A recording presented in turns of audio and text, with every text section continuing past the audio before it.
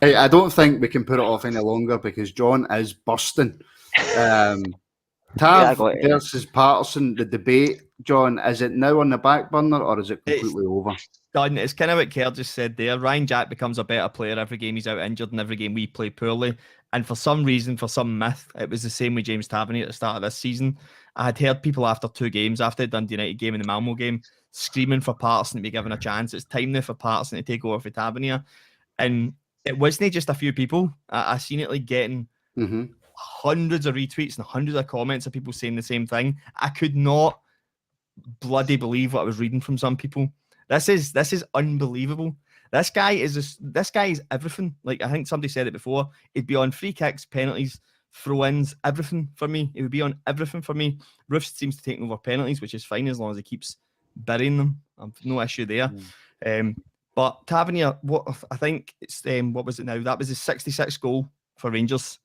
That's mental for a right back. That's not just one season last season. That's mental. 94 assists for Rangers. These numbers are phenomenal. That's like what he's involved in 1 goal every 3 games. Yeah. It doesn't matter what level you're playing at, what league you're playing at. And see, to be honest, see the more players that leave Scottish football and go down to England and start scoring 2 goals in their debut, the more it makes that league look like a joke and makes our league look a bit more difficult than people give it credit for.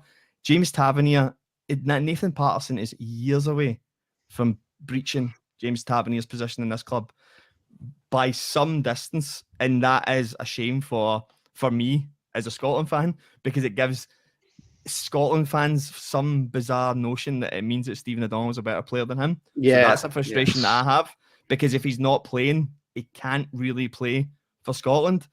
But if it's telling me it's James Tavernier, no chance. The boy, Nathan Patterson, will be our right back, and he will be phenomenal, and he probably will go into bigger and better things in the world of football.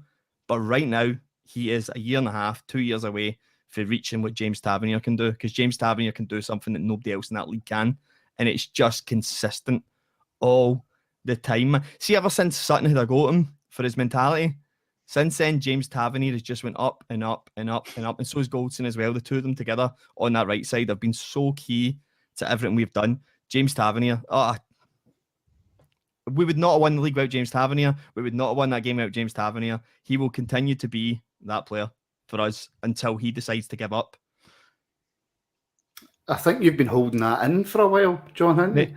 Yeah, because you can't converse this in 280 characters on Twitter. You just have to bite your tongue and wait to be on this podcast to have this. I was wondering why you said you would come on. And I was going to say you there, John, and breathe.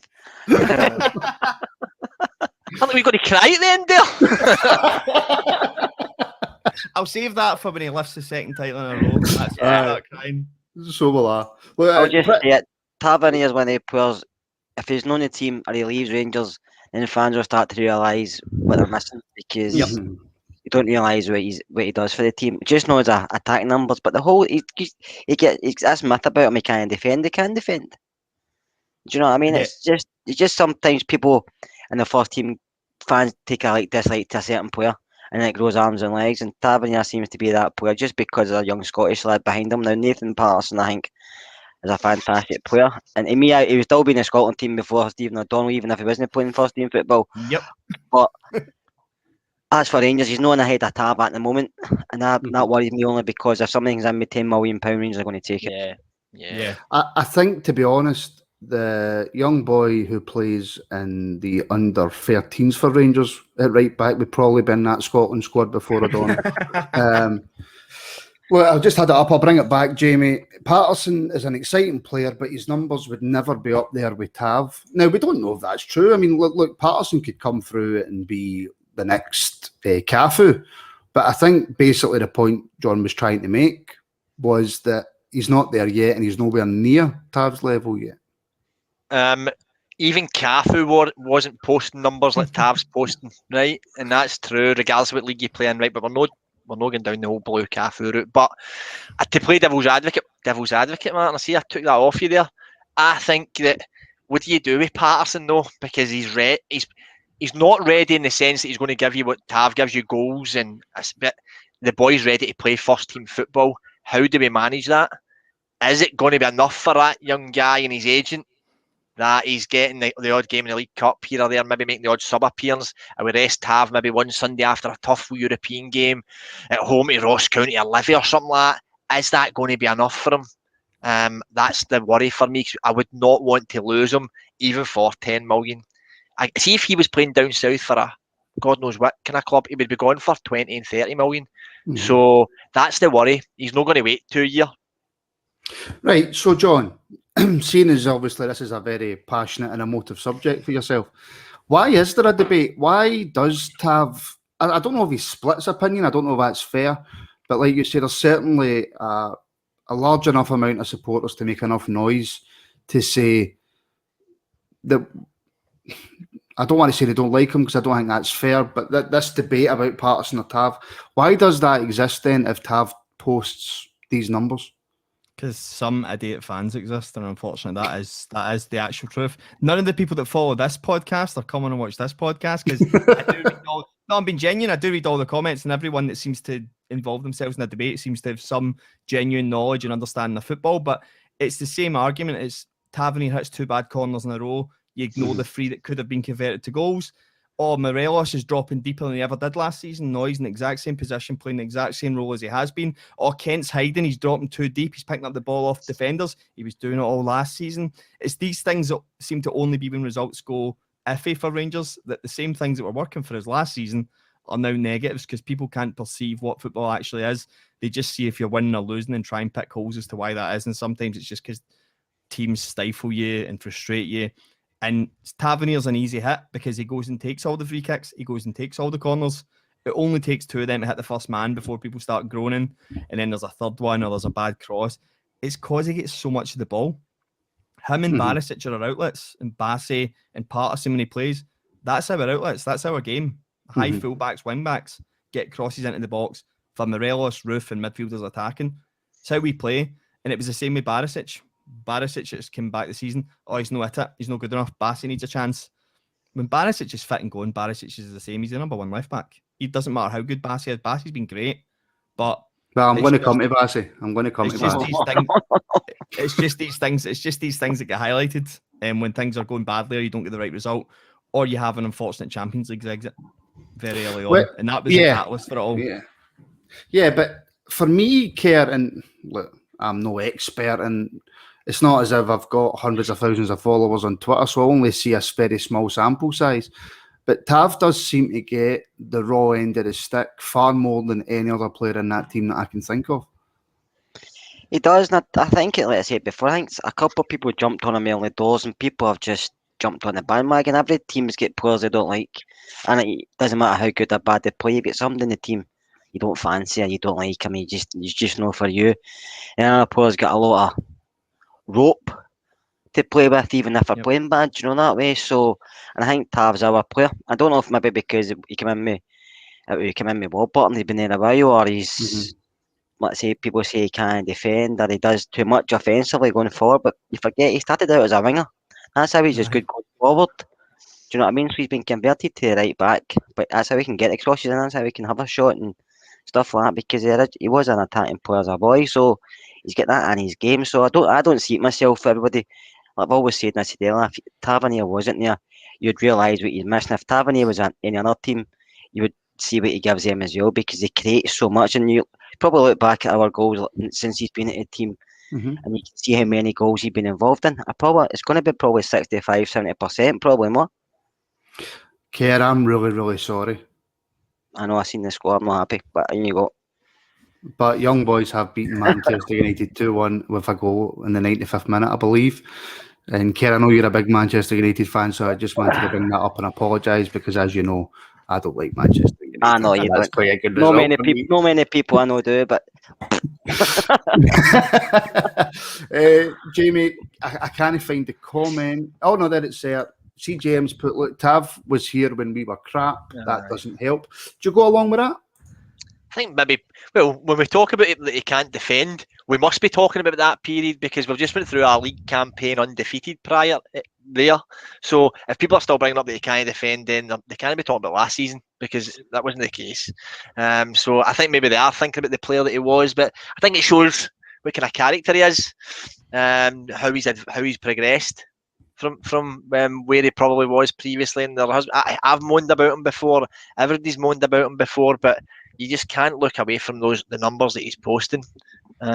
So I don't know. I don't want to. I still can't get around what we're going to do with Patterson. That's the bigger question for me. What happens to Patterson?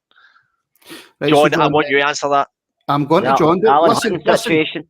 I'm hosting, right? I'll decide who answers the next question, Jamie. Do not get above your pedestal, young man. Right? Just wait till Just Eat appears. Just sit there, answer questions when I ask them, and I'll do the rest of the work. Right? So, Lock John, him in the cupboard, Martin. yes, that's it. That's a 2-week suspension. Fucking hell. John, what happens with Patterson then? I mean, look, I What's don't that in think, that cupboard? I don't think you just listen. You're going to get muted in a minute. I don't think Patterson is the type of player who would go, right, well, I've only got 7 or 8 appearances, so I'm off, or get his agent to put pressure on Rangers. But do Rangers need to be very, very careful about how they handle the situation? Yeah, it's the same as Danny Wilson all over again.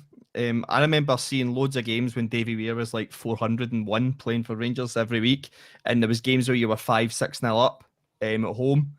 And like I honestly remember the Inverness game, we were 5-0 up after 54 minutes. Danny Wilson, John Fleck on the bench, and we brought on Christian Daly, Lee McCulloch, and someone else. And I remember just thinking, Danny Wilson, John Fleck, I've got free reign here, enough time in the pitch to actually go and do something. And then 2 months later, Danny Wilson announced that he was leaving for Liverpool on a free contract. This is where you do need to be careful. So if he isn't at least given time, so he'll get the Livingston game. Hopefully we get favourable cup draws in the Scottish Cup. That'll give him time. If we perform in Europe, he'll get time on the pitch then, whether it's seeing out a game that we've got a lead in or we're drawing in, he'll come on as the right winger and maybe just double up and hold back. Like I said, there's a couple of favourable home games that he could start after European games. So there is opportunities between now and Christmas where he could start 3 or 4 games and come on in 7, 8, 9 games. That's a lot of game time still for a 19-year-old. We're constantly getting told when you do these coaching badges, a big thing about youth players is the burnout. And if you play them too much, by the time they hit 29, 30, it could be the end of their careers if they're not being managed properly. Fullback being one of those specific position-specific training methods whereby you're covering way more ground than other people, the way modern fullbacks are playing. So he's only 19. He'll be 20 in October.